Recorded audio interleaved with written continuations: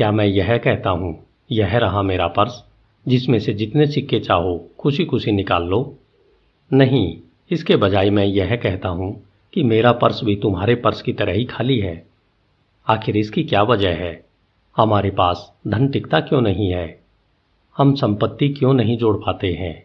हम इतना ही क्यों कमा पाते हैं ताकि हम जिंदा रह सकें और हमारे भोजन तथा वस्त्रों की मूलभूत जरूरतें ही पूरी हो सकें? बंजिर ने कहा, और इस बारे में भी सोचो कि हमारे बेटे भी हमारे ही पदचिन्हों पर चल रहे हैं। क्या वे और उनके पुत्र भी इस सोने की नगरी में हमारी ही तरह गरीब रहेंगे? क्या उन्हें भी बकरी के दूध और दलिए से पेट भरना पड़ेगा?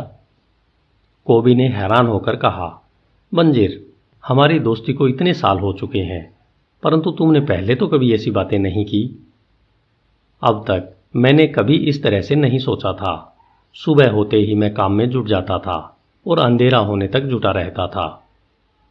मैंने अपनी मेहनत से दुनिया के सबसे शानदार रथ तैयार किए। मुझे आशा थी कि मेरे बेहतरीन काम को देखकर देवता किसी दिन खुश होंगे और मुझे अमीर बनने का आशीर्वाद देंगे, परंतु देवताओं ने ऐसा कभी नहीं किया।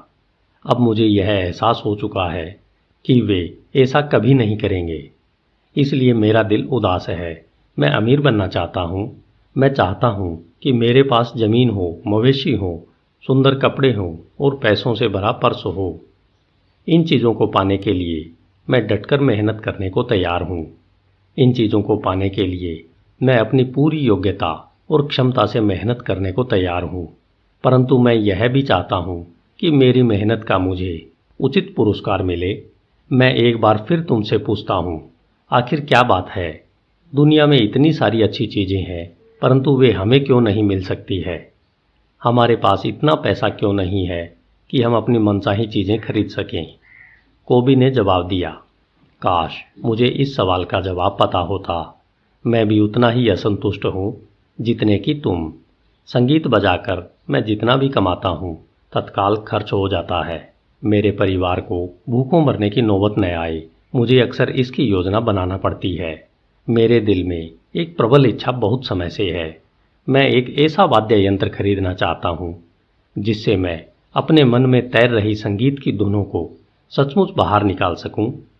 ऐसा वाद्य यंत्र खरीदने के बाद मैं इतना बेहतरीन संगीत बजा सकता हूँ जो सम्राट ने भी कभी नहीं सुना होगा।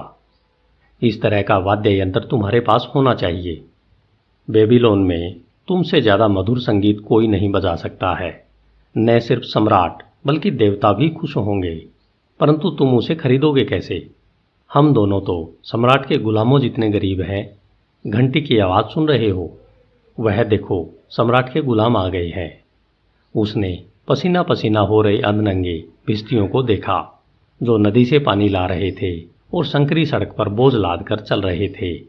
5 गुलाम एक साथ चल रहे थे और हर एक की पीठ पर पानी की भारी मशक का बोझ लदा था। जो आदमी सबसे आगे चल रहा था उसका शरीर कितना सुगठित है।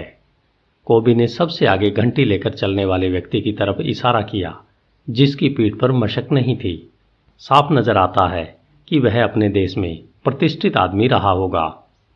बंजिर ने सहमत होते हुए जवाब दिया, इन गुलामों में ज़्यादातर लोग हमारी तरह हैं। लंबे और गोरे गुलाम उत्तरी देशों के हैं, हंसमुख ऐश्वेत दक्षिण के हैं और नाटे भूरे गुलाम आसपास के देशों के हैं। सभी गुलाम एक साथ नदी से बगीचे तक और बगीचे से नदी तक आते जाते हैं। ये लोग दिन भर साल भर यही काम करते हैं। उनके जीवन में सुख नहीं है, न ही सुख मिलने की जरा भी आशा है। वे भूसे के बिस्तर पर सोते हैं, घटिया अनाज का दलिया खाते हैं। बेचारे गुलामों पर तरस खाओ को भी। मुझे भी उन पर तरस आता है, परंतु तुम्हारी बातों से मैं समझ गया हूँ कि हमारी हालत भी उन्हीं जैसी है। हालांकि पहले मैं खुद को स्वतंत्र मानता था। यह सच है कोबी। हालांकि यह विचार सुखद नहीं है। हम यह नहीं चाहेंगे कि हम भी हर दिन हर साल गुलामों जैसी जिंदगी जिए, काम करना और काम करना, और इसके बाद भी कोई प्रगति, कोई तरक्की नहीं होना। कोबी ने पूछा, क्या हम यह पता नहीं लगा सकते कि अमीर लोग अमीर कैसे बनते हैं? इसके बाद शायद हम भी उसी तरीके पर चलकर अमीर बन सकें।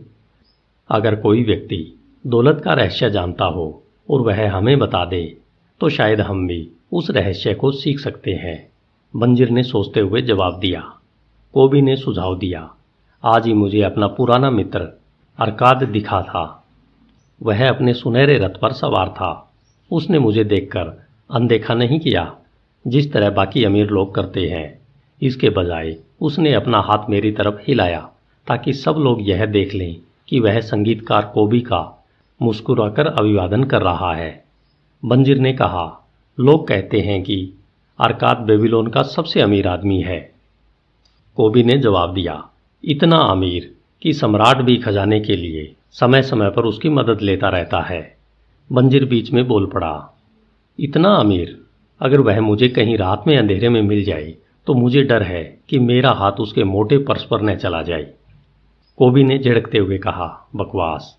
इंसान की दौलत उसके पर्स में नहीं होती। अगर पर्स में लगातार धन न आए तो मोटे से मोटा पर्स भी जल्दी ही खाली हो जाएगा। अरकाद की आमदनी इतनी ज़्यादा है कि वह कितना भी दिल खोलकर खर्च करे, उसका पर्स हमेशा भरा रहता है। आमदनी ही तो सबसे बड़ी बात है। बंजिर बोला, मैं चाहता हूँ कि मेरे पर्स में भी आमदनी आती रहे, भले ही मैं दीवार पर बैठा रहूँ या दूर देशों की यात्रा करने चला जाऊँ। अकरम को मालूम था कि आमदनी कैसे बढ़ाई जा सकती है। क्या तुम्हें लगता है कि वह मेरे जैसे मंदबुद्धि व्यक्ति को यह बात स्पष्टता से समझा सकता है? कोबी ने कहा, मैंने सुना है कि उसने अपने पुत्र नोमाजिर को यह ज्ञान दिया था। इसके बाद नोमाजिर निनेवा गया और अपने पिता की सहायता के बिना ही बहुत अमीर बन गया। कोबी, तुमने एक बहुत बेहतरीन विचार दिया है। बंजिर की आंखों में एक नई रोशनी चमकने लगी। अच्छे मित्र की समझदारी भरी सलाह मुफ्त में मिलती है और अरकाद हमेशा हमारा अच्छा मित्र रहा है। इस बात से कोई फर्क नहीं पड़ता है कि हमारे पर्स खाली है। हमारी गरीबी अब हमें नहीं रोक सकती है। हम सोने की नगरी में गरीबों की तरह रहते रहते तंग आ चुके हैं। हम अमीर बनना चाहते हैं। आओ अरकाद के पास चलकर उससे यह सीखें कि हम अपनी आमदनी और दौलत कैसे बढ़ा सकते हैं। तुमने मेरे दिल की बात कह दी। तुम्हारी बातों से मेरे मन में एक नया विचार आया है। अब मैं समझ गया हूँ कि हम कभी भी अमीर क्यों नहीं बन पाए। सच तो यह है कि आज से पहले हमने कभी अमीर बनना ही नहीं चाहा। तुम्हारा लक्ष्य यह था कि तुम बेबीलोन के सबसे मजबूत रथ बनाओगे और तुम लगन से उस दिशा में मेहनत कर रहे थे। तुमने अपने सर्वश्रेष्ठ प्रयास उस लक्ष्य को समर्पित कर दिए, इसलिए तुम उस काम में सफल हुए।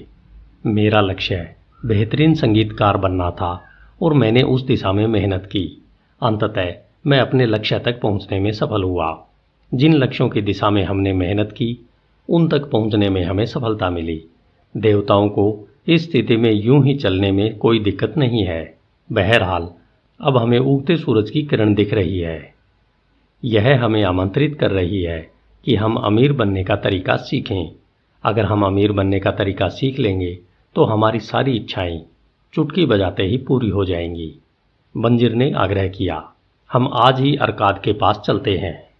इसके अलावा हम अपने बचपन के उस दोस्त को भी ले चलेंगे जिसका हाल भी हमारी तरह ही है।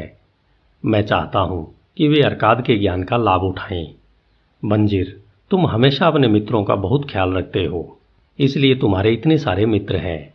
तुम जैसा कहते हो हम वैसा ही करेंगे।